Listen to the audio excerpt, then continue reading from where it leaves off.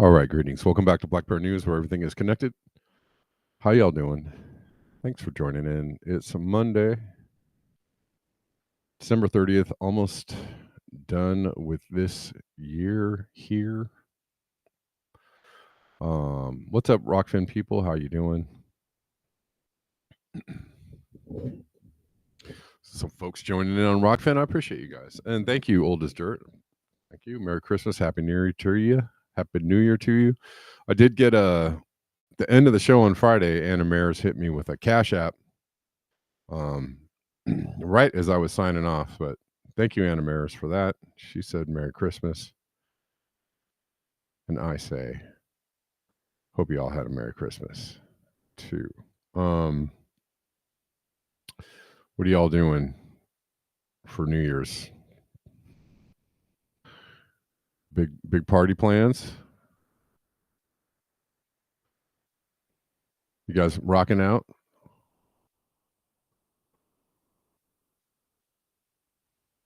Anybody? We're live on Rumble and on YouTube and on Rockfin. That's what we're doing. That's my story. All right, let's get into it because time is wasting. I don't think anybody else hit me with a donation over the weekend. But if anybody hit me up, please alert me to it, and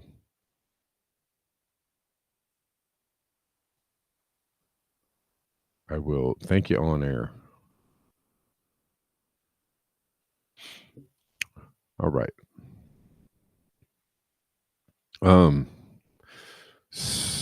I guess some big weather news is that we're going to be hitting a very cold snap shortly in the country. I think where I'm at, we're going to be spared. Thank God. We usually tend to escape these things, especially Southern California, but maybe not. It looks like there is a bit of a cold. Some of those tendrils will come down this way a little bit, but mostly not. I think, see if you can see here, California and Southern California, there's like a heat bubble on the other side of this polar vortex, which mostly we will be in warmer than usual temps here. But the rest of the country, not so much. It's going to be a big, they're saying up to three Arctic blasts are going to hit over the next few weeks, 2 weeks. So if you're in any other part of the country, pretty much anywhere else, Look, it's supposed to go all the way down and dip into Texas again, all through the uh, Northeast and even the Mid-Atlantic states are going to get it, and all the way down. Pretty much the rest of the country is going to get this Arctic blast. Once the polar vortex onslaught starts on January 3rd, that's this week, it keeps reloading for multiple Arctic blasts. I'm watching the weather model cycles and thinking, yikes.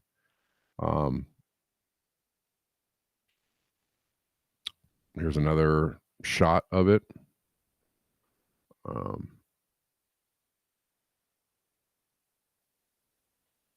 I saw several pretty good videos on it.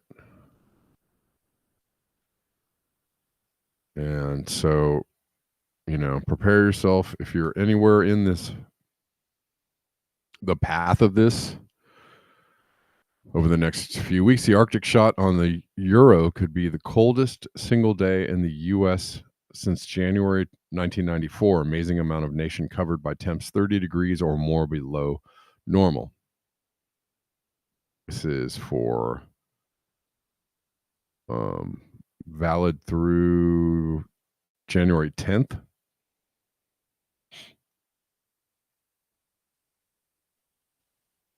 Or this is the forecast for the 10th.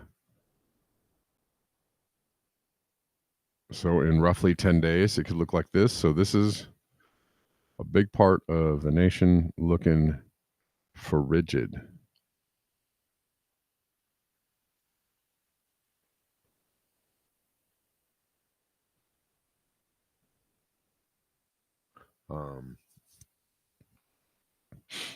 Judy Truitt says we've had no rain for more than a month. Well, yeah. Well, here we're having that problem too.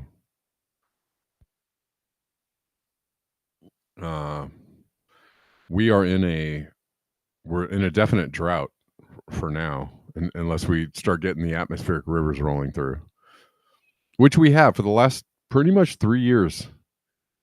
The winter has brought us wave after wave after wave of intense rain all through the winter, but we haven't seen anything, hardly nary a drop this winter. So it's very dry here so far, and it's pretty much warm.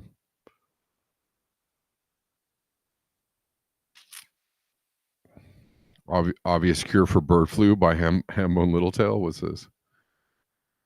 Oh yeah, of course.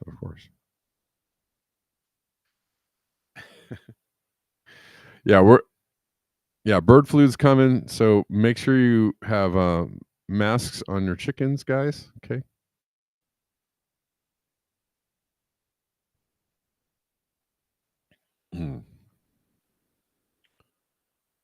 Make sure you got that. There is a whole trend on Twitter about we will not comply, and I have to throw my weight behind that, or my support. I will not be complying with any of that bullshit. Not doing it. Not playing the game. Not playing along this time.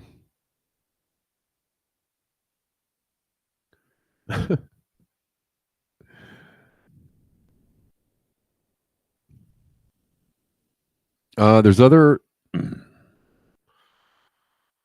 extreme weather happening. Yeah, I say, if they are like, "Oh, you're gonna have to wear a mask to come in the store," I just say, everybody just walk the fuck in the store. What you need is a big group of people to just get in there and just go, no, we're not doing it. Sorry. But I have a feeling that the people who might push this kind of stuff understand. I mean, yes, there is a big group of people that are like, "Oh, there's another flu. Let's go get our masks." There's a whole group of people that are like, "Oh, let me," that are just chomping at the bit to dig their masks out of their drawers.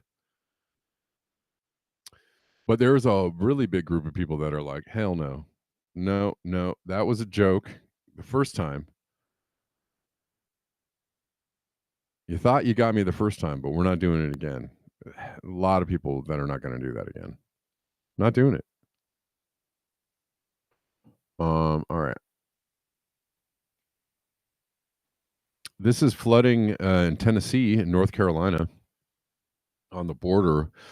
Flooding near the Walters hydroelectric plant on the Tennessee North Carolina border has led the Cocke County, or I guess that's Cocke County Emergency Management Agency to issue a warning. Residents downriver along the Pigeon River are urged to avoid the water's edge due to debris and heavy equipment swept away by the floods. This is like a big old tractor coming down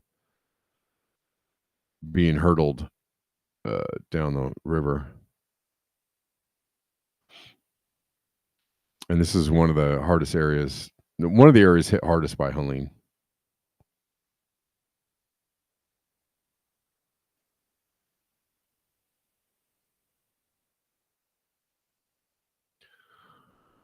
Delene says, look up. Sure.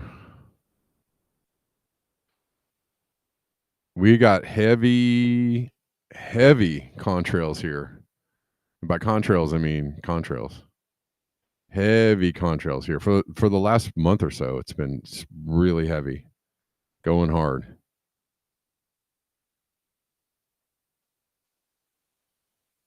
We said look up weather. But yes. Whatever's happening here, I don't know.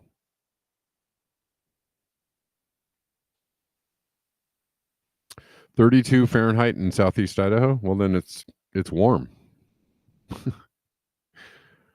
It's good day to get out in the sun. I'm kidding. That sounds very chilly.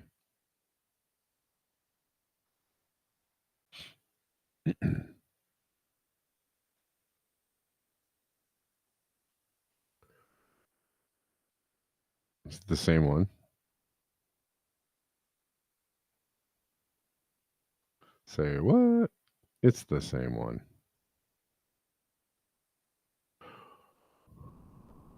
All right.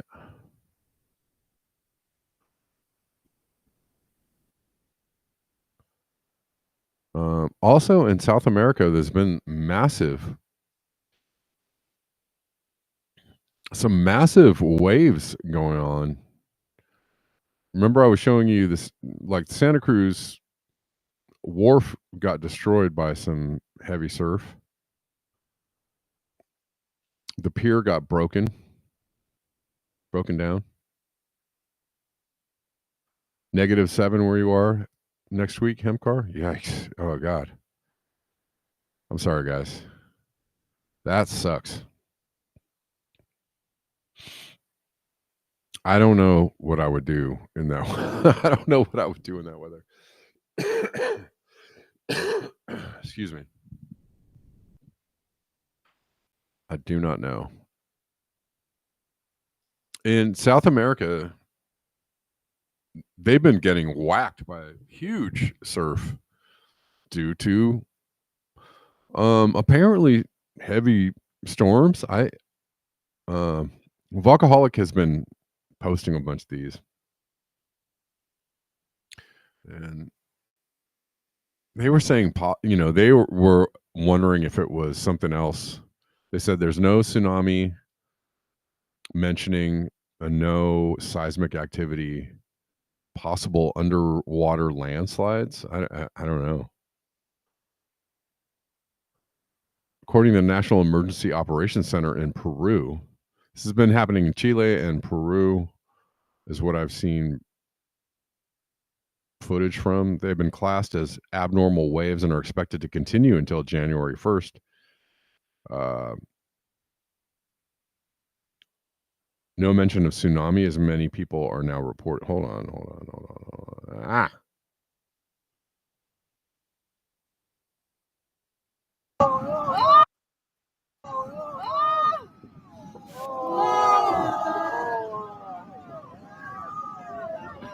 Pretty massive waves.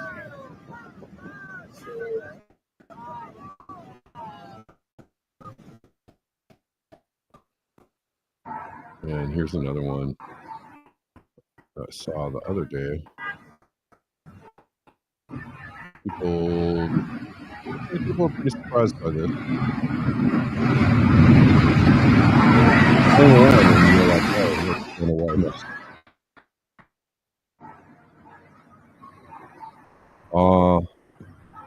Well, we talked about king tides. More, there's more. We talked about king tides and large waves happening.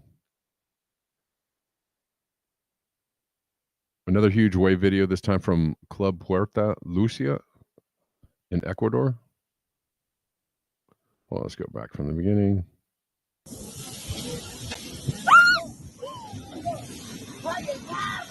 ¡Le dio el carro! Le dio otro más grande, otro más grande. Le dio el carro. And this. Sí, sí está grabado, sí está grabado. Chile.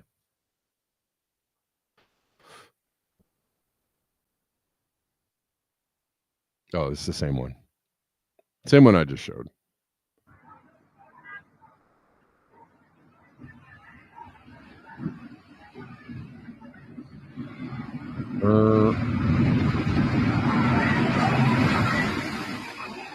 Remember the footage from Hawaii a few years ago? There was a wave so big it crashed over a 2-story apartment building.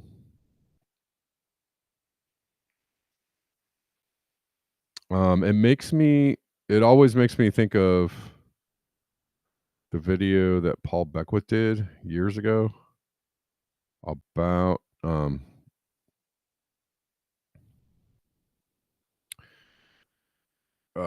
a study that was talking about very large, huge waves and huge swells in the past when the planet's weather was very different. Waves so big that they would bring boulders up onto the land, like huge boulders. They were wondering, I think it's in Guyana, there's all these, gigantic boulders on the ocean. Then they didn't come from movement from, they didn't come from a mountain. They didn't come downhill from a mountain. They just were on this beach randomly, and they were wondering how they got there. And the theory is that there were,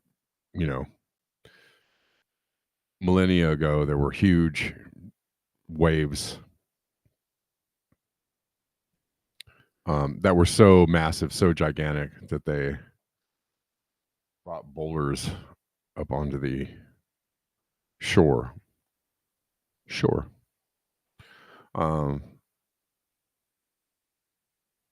But definitely this is in line with the fact that the planetary systems are changing. We're getting a shift.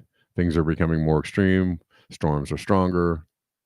Waves are bigger. Tides are higher. King tides are everywhere. And we're gonna get an onslaught of the boneheads who are like, oh, when the polar vortex comes, oh, where's the warming at, bro? Well, that's caused by the warming, bro. I know you have to think about it and understand the science behind it. It's going to be colder in the US than it is in Canada during that time. The reason why that is because it's very warm where it's not supposed to be warm, and it's driving out the cold air. The cold air is being pushed out by the warmer air that's going to be in the Arctic. That's why this kind of thing is also happening kind of consistently lately, right? Over the last, I don't know how many years has it been that we've had a major polar vortex event. It's seems like the last maybe 5-6 years straight. Almost every single year we get these huge kind of polar vortex dips, troughs, if you will, because the jet stream is shredded. The jet stream no longer functions as a jet stream. It no longer keeps the cold air in where it's supposed to be kept, which is far north. It is shredded. It is broken. It is broken because of climate change.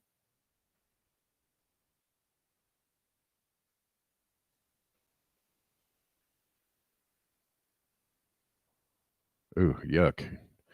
Microplastics found in multiple human organ tissues correlated with lesions. Oh my God. Plastic usage soared. Yes. Everything. Plastic is in everything and are on everything and around everything. Plastic is everywhere, and they're trying to make more of it. They're not really trying to. What was it? Joseph sent me something good over the weekend. It was a paper straw wrapped in plastic. Pretty much sums up the environmental movement at this point. Or what the powers that be want you to think is the environmental movement. Right? I mean, we know better. Lots of people know better. What was it? There was another good one. I actually posted something a few months ago about somebody was saying something about we go to the store, we buy, all this food and it's wrapped in plastic for our safety and convenience. But yet when we get to the checkout stand, we're not supposed to get a plastic bag. And I actually suggest not getting a plastic bag. I actually suggest not buying things wrapped in plastic if you can possibly do that. Even if I buy something wrapped in plastic, when I get home, I take it out of the plastic as quickly as I can and try and put it in something else. But it's real difficult, I know. -7.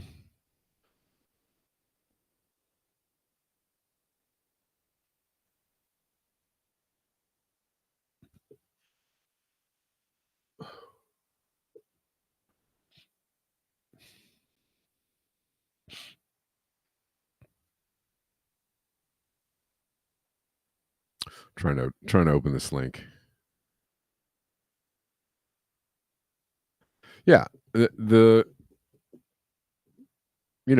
the people in charge want to scare you about climate change just enough so that they can sell you things, so they can sell you some alternative to the thing that you're already using, which is already deadly for the planet. They want to sell you another thing that's just as deadly for the planet, but somehow is going green, somehow greener, cleaner, something, something, something. It's all bad. It's all bad. The best thing you could do is just recycle the old thing and try and make it last as long as possible. If you have to use it, right? I would say stop making cars, period. Just stop. Well, what about jobs? I don't know. People lived for thousands of years without jobs. I mean, they had jobs. They just just not at manufacturing plants. Um, yeah, my suggestion would be stop making cars, stop buying cars, period. If everybody just just stop buying shit. Just stop buying stuff. Just stop buying things. Stop participating. Then you'd crash the demand for the cars, and then what are they going to do? Make cars to sit in? Right now, they already make cars to sit in empty lots. They already make clothes to throw into landfills and then to make more clothes. But we have the power to actually get them to stop making cars. And we have, how many billions of cars do we already have on the planet? It's not hard to keep those things going.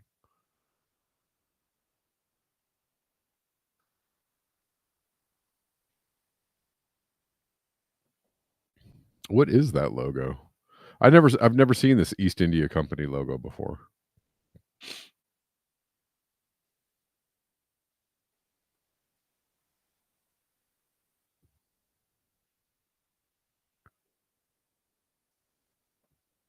What does it look like to you?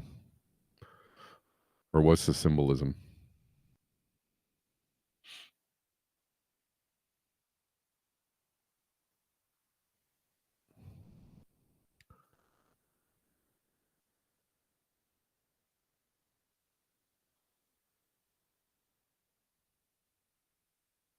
Uh,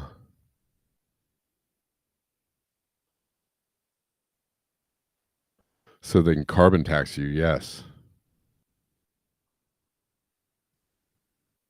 Right. And they're worried about particulates in the air and, they're still trying to push people to stop burning wood and wood stoves and using natural gas to cook your food or whatever, but everything you buy, literally everything you buy, use, touch is made of plastic or made or wrapped in plastic, comes in plastic, stored in plastic, which is going to kill you and your children. So, I don't know. Looks like the flag of the USA. I mean, the stripes. Oh, okay. I mean, sure, the stripes do. Kind of does. Sure.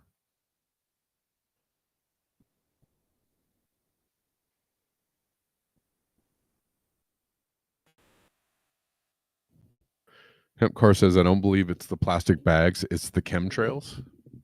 Maybe who knows? Who knows? Well, so we have the Rose Parade going on, which is a big deal. In the next 2 days, for the next 2 days, I predict that the skies will be totally clear because it's the time when all the cameras are here to show the parade or show the game. Rose Bowl is happening on New Year's Day.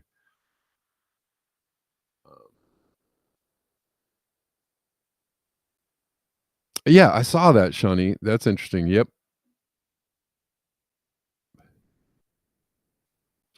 Yeah, I saw that Mexico wanted to stop the importing of American GMO corn and that they were thwarted in their attempts.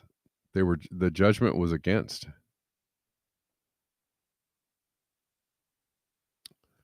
Which underscores, or undermines the idea that they care about you and your health. They care about you and your health. They don't.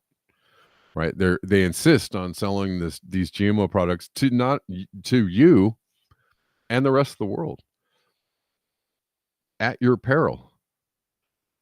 So, yes, I know a lot of people are just because they, talk about climate change, think that climate change is a myth. No, they're just using it to get you to buy, to keep.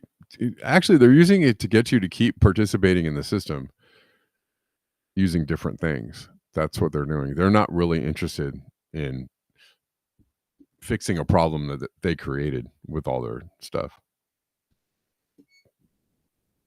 Yeah, it does have to do with a trade agreement. Yep, that's wild. It is wild.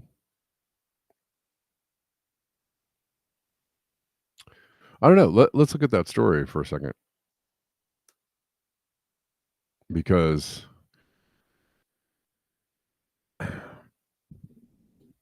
it's a pretty big one.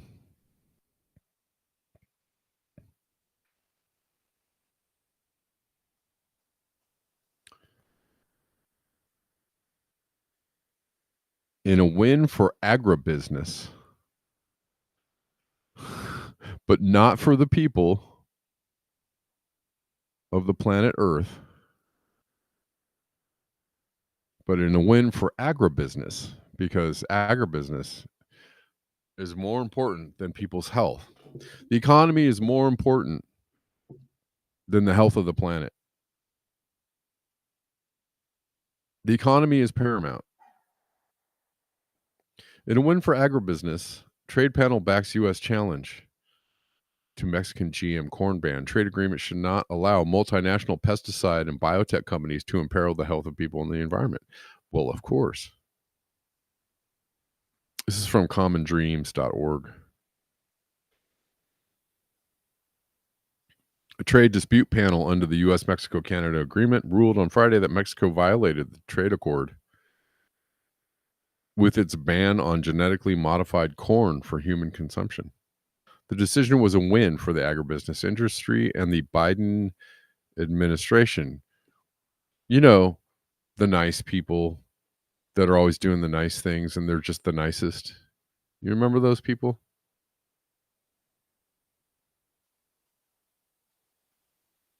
The not fascist people. This right here is absolute fascism. What I'm reading to you is absolutely fascist.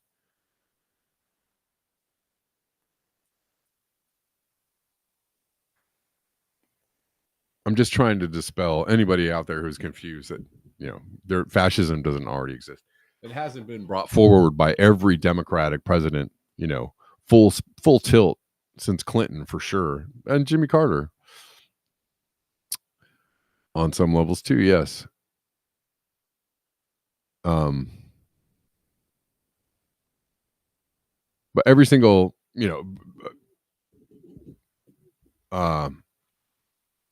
every Democratic president since Clinton has been like full on promotion of fascism. So carried the fascist agenda forward when the Republicans couldn't, and then gladly handed the reins back to the Republicans when it was time for them to go forward, right? So there's no they're the bad guys, we're the good guys. There's none of that. It's only we're all the bad guys. But we've got you convinced that our side is the right side, whether you're right or you're left.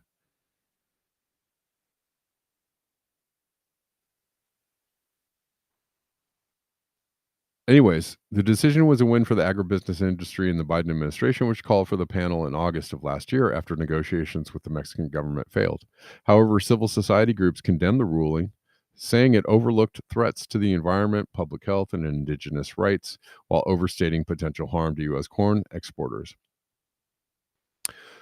Right. And so, again, the party that says that we care about you and diversity stomped all over this panel said their claim of it impinging on indigenous rights or indigenous people's health was vague or something like that. So they overruled the argument that it was impinging on indigenous rights, right? So they don't really care. They don't care about diversity. They don't care about you. They don't care about the little person. They don't care about black people. They don't care about Latino people. They don't care about you. They don't care about gay people. They actually don't care about gay people either. Or trans people or anybody. They don't care about anybody. They just use all that stuff to wrap themselves in a blanket of supposed goodness. They don't care. They don't care about women's reproductive rights. They don't care. They don't care about any of it. Otherwise, they would have pushed back on they would have encoded Roe versus Wade. They didn't do that. Why? Because they don't care. They don't care. Or is that clear yet? The panel ignores the mountains of peer-reviewed evidence Mexico presented on the risks to public health and the environment of genetically modified corn and glyphosate residues for people in Mexico who consume more than 10 times the corn we do in the U.S. and do so not in processed foods, but in minimally processed forms such as tortillas. Tim Wise, an investigative journalist with U.S. Right to Know, told Common Dreams. Mexico's precautionary policies are indeed well grounded in science, and so they're grounded in science. We don't like the science. We don't want to follow the science. Just trust the science, bro. We don't want to trust the science when the science shows that we shouldn't be selling what we're selling, or people shouldn't be buying what we're selling. You're right, Shawnee. Yep. Carter just passed away, by the way, as everyone knows, should know. And he was not. I mean, he was a mixed bag, right? He had some genuinely good, fine, upstanding policies, but he also was working for some not some great policies back in his day. I just heard that Obama, when he was in the Illinois legislature, helped kill a Medicare for all bill, or like a public option in Illinois for people for medical care. He helped kill that bill. What an ass.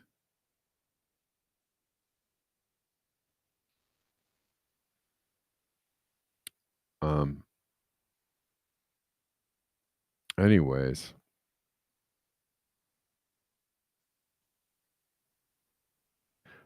Mexico's precautionary policies are indeed well grounded in science, and the U.S. and the U.S.-Mexico-Canada agreement have no business using a trade agreement to undermine a domestic policy that barely affects trade between the two countries. Then Mexican President Andres Manuel Lopez Obrador first announced a ban on GM corn and glyphosate in 2020 to go into effect by 2024. This was then amended in February 2023 to scratch the 2024 deadline for animal feed and industrial uses of corn, but an immediate ban GM corn for tortillas and tortilla dough. While the deleted deadline was widely seen as a concession to pressure from the Biden administration, the U.S. still went ahead with challenging the rule under the USMCA. In response to Friday's decision, U.S. Agriculture Secretary Tom Vilsack commended the panel. It was really well done, for affirming that Mexico's approach to biotechnology was not based on scientific principles or international standards. Jesus. These things are also banned in Europe, by the way.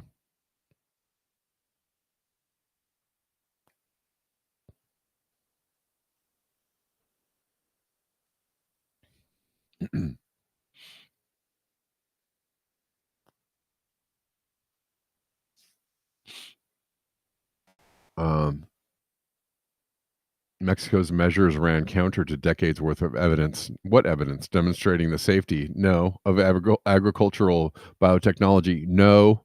Underpinned by science and risk-based regulatory review systems, Vilsack continued.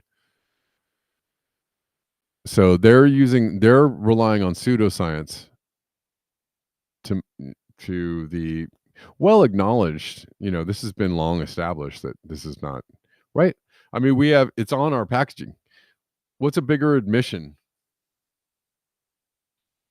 that this stuff is bad for you? Because all of the food corporations try to sell you what? Organic, non-GMO, non-glyphosate, not right, chemical free, GMO free. They all as a marketing method try to sell you things that are free of these things, right? And charge you more for it because people want to do things that are better for their health. It's widely recognized, been known, that these things are not good for you. So whatever he's talking about is some corporate pseudoscience claptrap.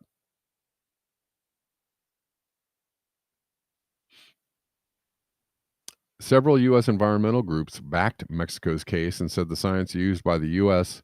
to establish the safety of GM corn was out of date and insufficient. For example, the U.S. relies on studies from when GM or genetically engineered corn was first introduced in the market and does not account for how pesticides and herbicides are currently used on the corn. Yeah. Anyways, these people are evil, and that's, I think, all you need to know.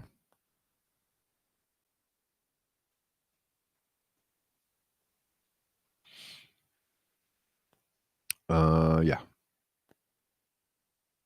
They're trying to ramp up the bird flu thing too. Did you guys see these posts? I don't know what to believe about these posts. There was a couple of these, and this looks a lot like the beginning of COVID. I saw a couple of these posts on Twitter, but I'm not. It's actually been, I think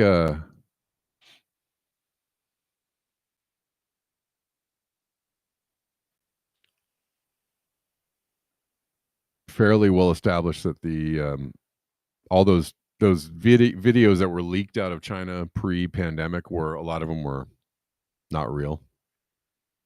Obviously, because there were like people like, throwing themselves down on the ground and like having seizures and stuff, and like not really what happened when you got COVID, right? There was some very like played up, play acted videos about people, falling dead in the street and bleeding out. That's not what it was either, because that looks like something more like Ebola related, right? Some Marburg virus or something. Anyways, but I saw a few of these and I was like, okay, what are they trying to do now? Hospitals in China overwhelmed as severe flu outbreak, and this is not bird flu, including influenza A and HMPV resembling 2020 COVID. And now they have something else that they're trying to just a rebrand on something. Hospitals in China are overwhelmed as outbreaks of influenza A and human metapneumovirus resembling the COVID-19 surge. Okay.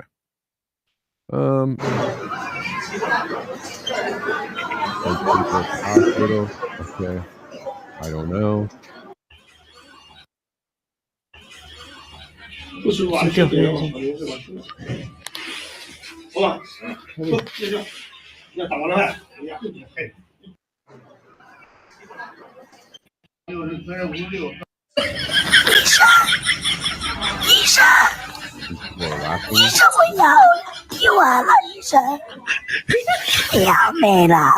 don't know why. Okay.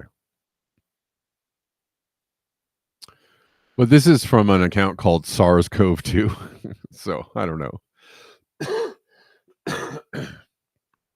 I immediately think this is a totally real account when I see an account named SARS-CoV-2 trying to give you news about SARS-CoV-2. Yeah. But I don't know. Is this, I kind of feel like this is most likely some propaganda, but we'll see where this goes. Lena Wen is out doing Lena Wen stuff, trying to learnedly tell you that bird flu is coming and we need vaccines right away, which they have already approved, by the way. Dr. Lena Wen is calling on the Biden administration to authorize bird flu vaccines and inject vulnerable Americans with them before Trump takes office. What should be happening to the Biden administration right now? You got to do everything. Yeah, there are two main things that they should be doing in the days that they have left. The first is to get testing out there. I feel like we should have learned our lesson from COVID that just because we aren't testing, it doesn't mean that the virus isn't there. It just means that we aren't looking for it. We should be having rapid tests, home tests available to all farm workers, to their families, for the clinicians taking care of them, so that we aren't waiting for public labs and CDC labs to tell us what's bird flu or not. And the second very important thing is this is not like the beginning of COVID where we were dealing with a new virus, we didn't have a vaccine. There actually is a vaccine developed already against H5N1. The Biden administration has contracted with manufacturers to make almost 5 million doses of the vaccine. However, they have not asked the FDA to authorize the vaccine. There's research done on it. They could get this authorized now and also get the vaccine out and to farm workers and to vulnerable people. I think that's the right approach because we don't know what the Trump administration is going to be doing around bird flu. If they have people coming in with anti-vaccine stances, could they hold up vaccine authorization? If they don't want to know how much bird flu is out there, could they withhold testing? I mean, that's a possibility. And I think the Biden administration in the remaining days should get testing and vaccines widely available so that at least it empowers state and local health officials and clinicians to do the right thing for their patients. Dr. Wen, is bird flu in humans super dangerous?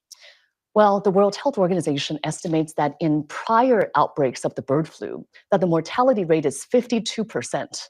52%. However, in this most recent outbreak, it seems that most cases have been mild, and maybe some people even have asymptomatic infection. But the question is, we don't know what happens when bird flu affects more vulnerable individuals. People infected so far in the US have been mainly farm workers who are working, presumably generally healthy, as opposed to what happens when you get to children, to pregnant women, to older individuals with chronic illnesses. We don't know how deadly, how dangerous bird flu is going to be. It's going to be very deadly. Again, they've been really trying to get this one cranked up over the last year or two, to the point of trying to tell you that it jumped into a human and they died. And then that article was filled with the news also that this human was pretty much near death anyways from several other things going on. And it just happened to catch bird flu, and that's what they died from.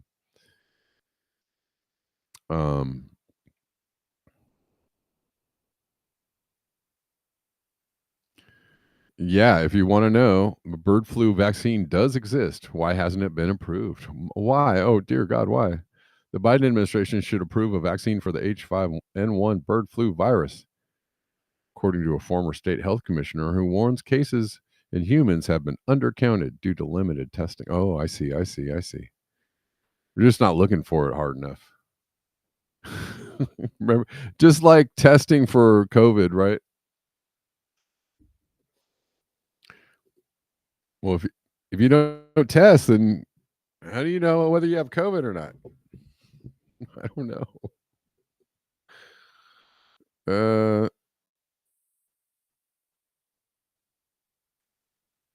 Anyways, yes, they have 2 H5N1 vaccines ready.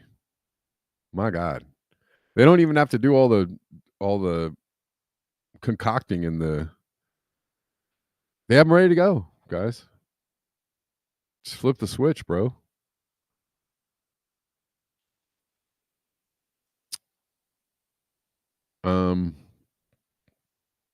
The call to authorize a vaccine comes after the CDC announced that a person in Louisiana was hospitalized with the country's first known case of severe illness caused by the virus earlier this month. My God.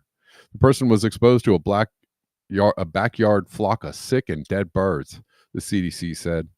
All the previous human cases in the U.S., almost all of them on farm workers with direct exposure to infected dairy cattle or poultry, were generally mild. That's all you need to know. Generally mild. Sounds deadly. Lena Wen just said that it was like the mortality rate was what, 50% or something insane? My God. Oh my God. Oh my God. 50%? From generally mild to 50%? Okay. Yeah, in this news article, they're saying, well, they're generally, pretty mild. Get some bird flu. Take some ibuprofen, and you take some vitamin C. Maybe drink some tea. It's bird flu. Come on. Yeah, I mean, that sounds super dangerous. We're generally, you said the cases were generally mild. but somebody in Louisiana was hospitalized. Okay. That's yes, Salt Lakers. Yep. Don't go near the flock of seagulls. Don't you dare.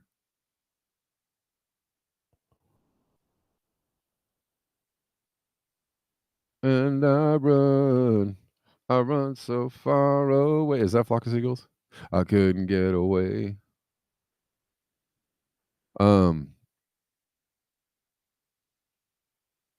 Anyways, be very afraid. Oh, by the way, guys, if you like this show coming to you for free 99 Monday through Friday, sometimes on the weekends. Sometimes I do random drops here and there. Sometimes I'm writing, sometimes some other style videos and whatnot, but mostly we're here having a little chit chat and talking about things as they unfold in the world on the daily. If you like the show, if you like the content of the show, you like hanging out here, you like the community and all that kind of good stuff, consider supporting the show. There are ways to do that on the financial side. In the description box, there's lots of links. There's Venmo, PayPal, Cash App, Buy Me a Coffee, Ko-Fi, Zelle, Patreon. There's lots of ways. And man, I really appreciate all you that do support the show. There are many of you. You know who you are, and I thank you.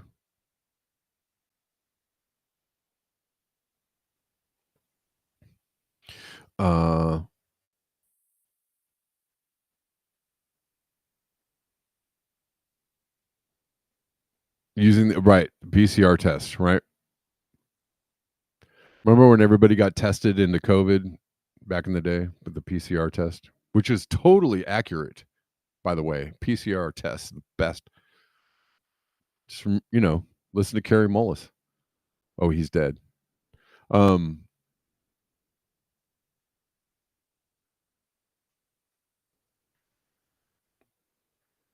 Anyways, here's Lena Wen being real accurate over the last few years. A look back at Dr. Lena Wen's expert advice on COVID over the years. Should there be a federal mask mandate? Yeah, at this point, there absolutely should be that mandate, because we know that if all of us wear masks, we reduce the chance of transmitting or acquiring COVID-19 by 5 times. There is a real danger when we politicize science. That public trust is broken when we are politicizing science instead of following scientific process. My kids are not eligible to be vaccinated. It's not that I don't want them to be vaccinated, it's that they can't be. And I do really worry. I mean, I have an almost 4-year-old and a 1-year-old. I cannot wait until they're eligible to receive the vaccine. I think until then, mask wearing for kids, especially if we are living in high transmission areas, they've been is still ramping going up. to be important. And what we really need to do at this point is to make vaccination the easy choice. It needs to be hard for people to remain unvaccinated. I mean, we wouldn't imagine bringing together 20, 30 unvaccinated adults, putting them in a single room together the entire day and have them not wear masks. Why would we say that that's okay for our children?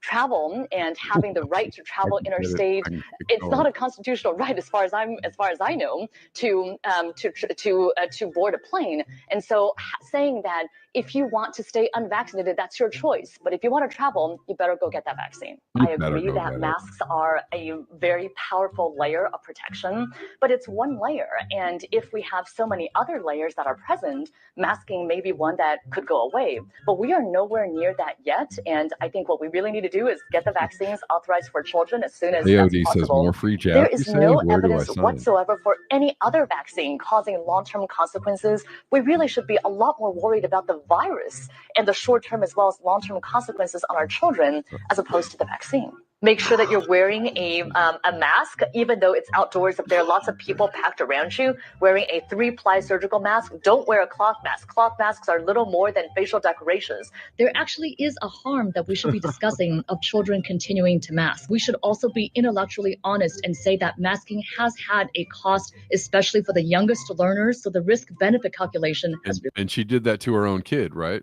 She masked her kid. Yeah. Right, Denver, right.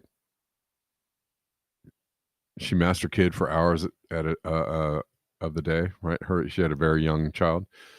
It's just ridiculous. Ridiculous.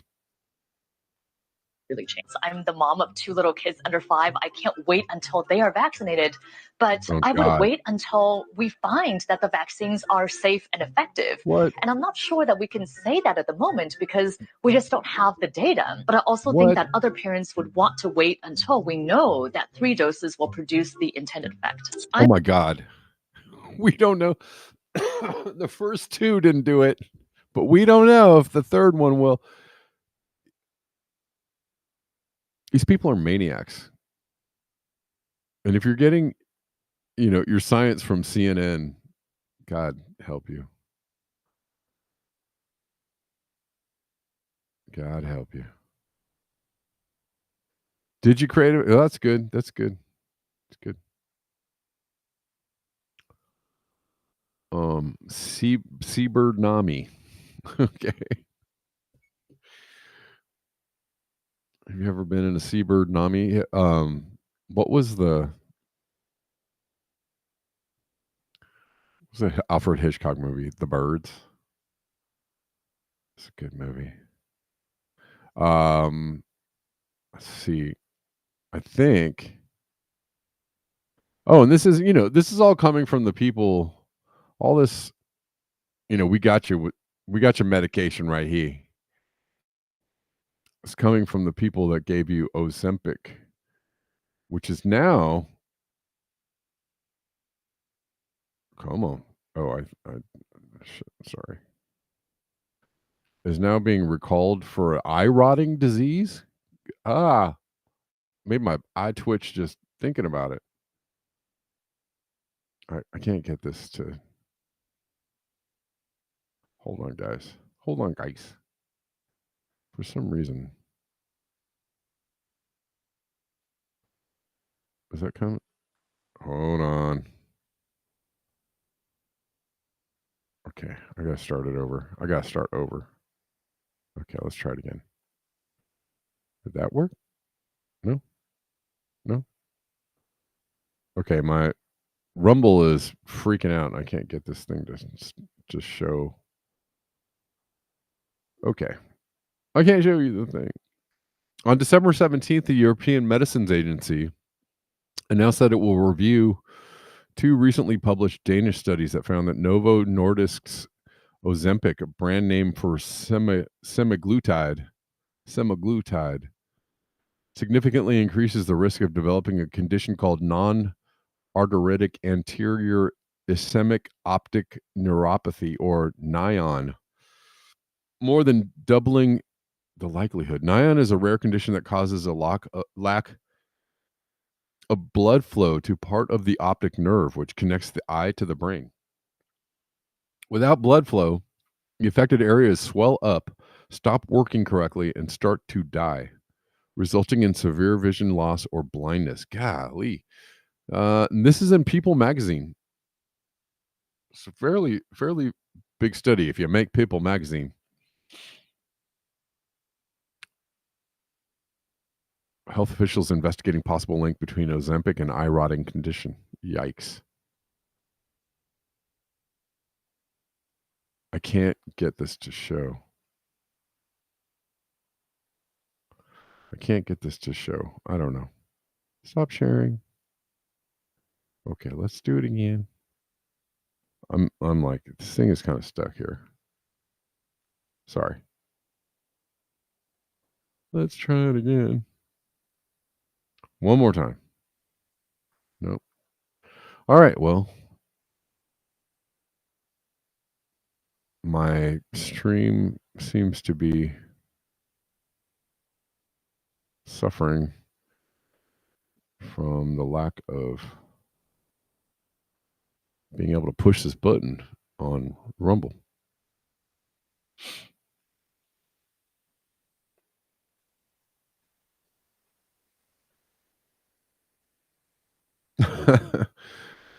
The drug is it aimed at diabetics? Oh God.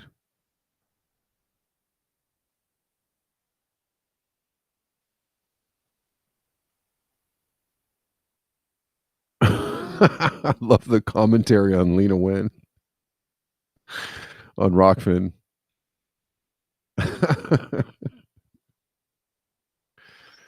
She's a straight up dork.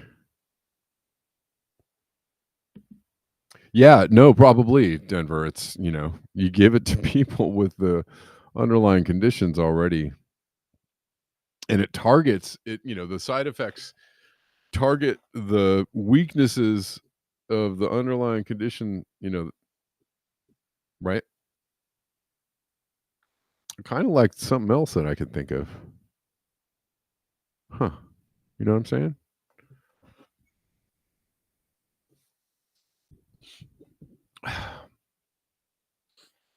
And especially because they were giving this former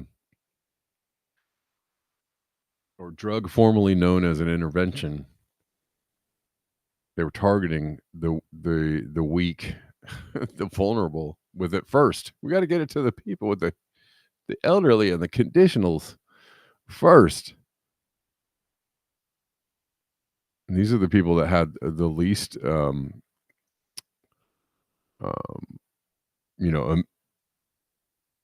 resources of immunity in their bodies, right? Anyways, I say no more. It works by paralyzing the stomach. Good God, what?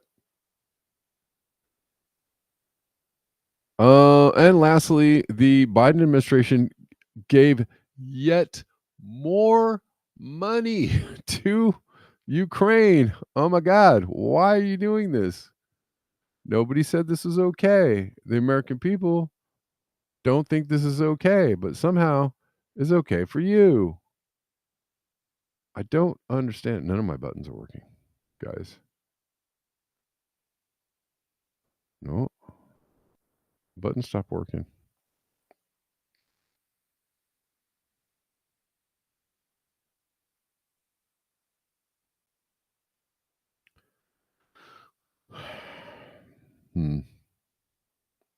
Maybe this will work again. The Biden administration just announced $2.5 billion in security assistance. Because I guess they're feeling insecure. Treasury Secretary Janet Yellen announced $3.4 billion in budget aid to Ukraine. Budget aid to Ukraine. So what is that? $6 billion? That's $6 billion. Nearly $6 billion authorized for Ukraine today. God.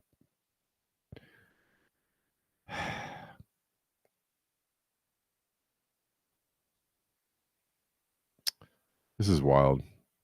Absolutely wild. Well, I can't really show you guys anything because my Rockfin has stopped working, but all right, guys. Well, that's about it. See if I make sure I don't know if I have anybody to thank, but I will check it out. Check it out.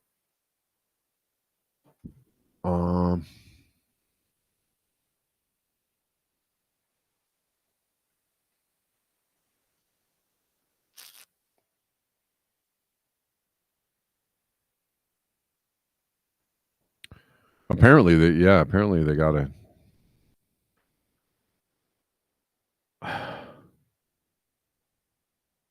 this thing is, but the Ukraine war is going to be over, and so they're just throwing money. You know what an astronomical figure that amount of money is? That's not getting spent. What is this money? Where is it going? Nobody's going to find out. Nobody's going to oversee this. Nobody's going to look into this. Nobody's going to, maybe like, I don't know, 8 years from now, 10 years from now, There'll be some, you'll see some story like, what? Serious questions over where all the funding for Ukraine went. I mean, nobody has any questions over Afghanistan. That was like a 20-year war, and they just funneled money into Afghanistan for 20 years, straight up. And nobody has any questions about any of that, right? Like, it's over now, but like nobody's like, you remember that thing we did for 20 years? It was just so goddamn important, and nothing really ever happened. And then we left all our equipment there, and we basically threw like trillions of dollars down this hole. Does anybody know where that money went? Was there ever an accounting of where all that trillions of dollars went for 20 years into Afghanistan? Anybody checking into this? You think so? You think there's going to be more weirdness until, well, it's the 20th is when Trump is sworn in. So you think something crazy is going to happen in the next 20 days? Creative?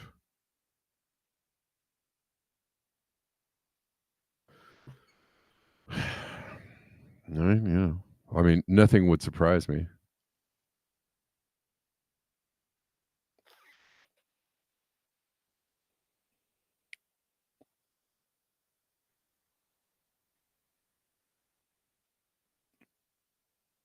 Yeah, I don't think the Greens are gonna. The problem is that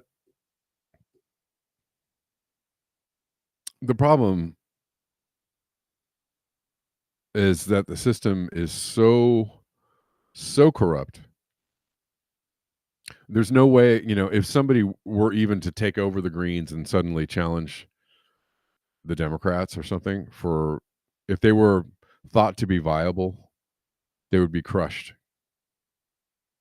They would be crushed because the system is so corrupt. It's very difficult to fight back against it. I don't know what the answers are myself.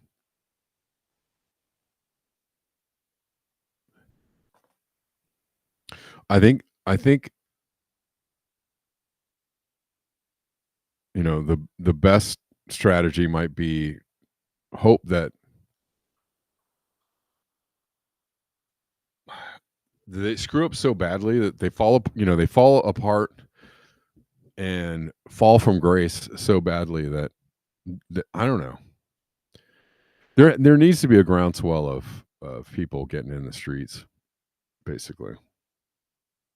And people need to really start organizing around some major reform platforms,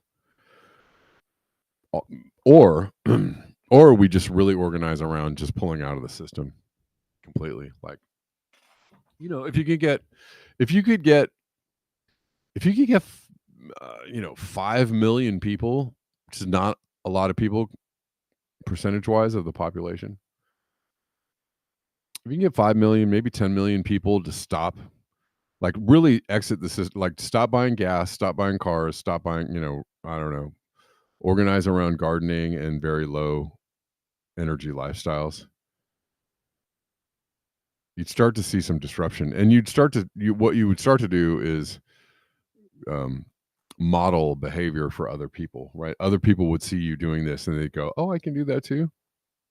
Right. And that's the worst thing you can do, is be a good, is model behavior or model the idea that you could actually get outside of the system. And they'd probably come after you for that. They'd probably try and stomp that out. But if you're outside of the system enough that you don't really need their shit to live, ooh, you have a powerful position. You're in a very powerful position, right? If you have a community enough, and self-sufficiency enough to be able to live without their shit, It's very, even without the phones, if you can, if you could live without the computers and the phones and the everything, and you can live off grid, and you have a community around you that is also doing the same thing, be very difficult. Way more difficult for them to crack on you. They'd have to come to you and go like, all right, now you guys, you have to stop all this.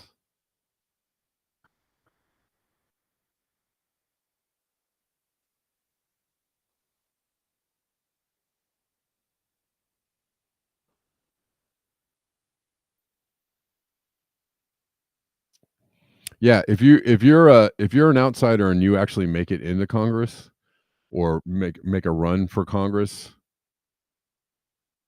they'll turn you, they'll get you, they'll kill you, or they'll turn you. So I don't think anybody who's in office right now is an honest player or somebody who is not co-opted. If you go off grid, it voids your warranty. The Tesla Powerwall. Oh, that's funny. You can make your own. You can make your own stuff. Okay. All right, guys. I'm gonna have to get out of there, or get out of here. I don't know where there is, but here I got to get out.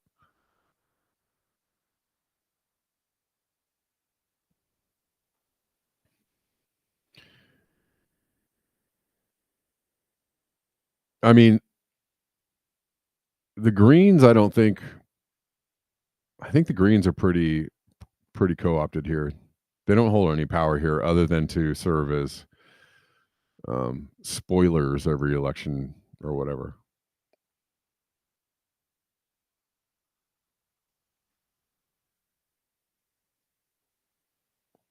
All right.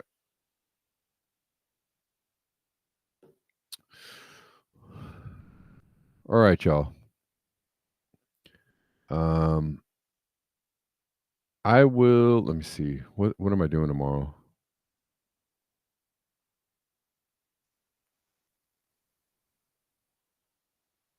Yeah, no, everybody is bought off. I mean, there's no bought off or co-opted, right? I mean, I think there might be good people, like in their heart, they're good, but they can't do anything. They're screwed. They got turned. They got burned and turned or whatever.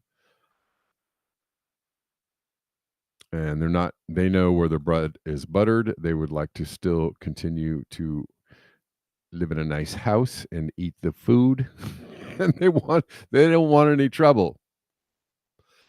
The truth says we use a forklift battery, lead acid, to power our house along with solar. Nice. It can be done. It can be done. Heck yeah. All right, guys. Thanks so much. I appreciate you. Y'all are great. I think I will see you tomorrow at the regular time. However, if I'm not here, don't be mad at me. Don't be surprised. I don't know. I think I'm going to be here tomorrow. It's New Year's Day. That might be iffy, but I'm not sure. But I most likely will see you here tomorrow at noon. Okay. So thanks for tuning in. We'll see you tomorrow noon for a New Year's Eve. For a little New Year's Eve talking. You can also do it that way, Salt Lakers, yes. Just cut into your neighbor's power line. All right. Thanks, y'all. Until next time, peace. None of my buttons work. Crap. Oh, I've totally crapped out. I'm just going to have to end the show. I don't know. Thanks, guys.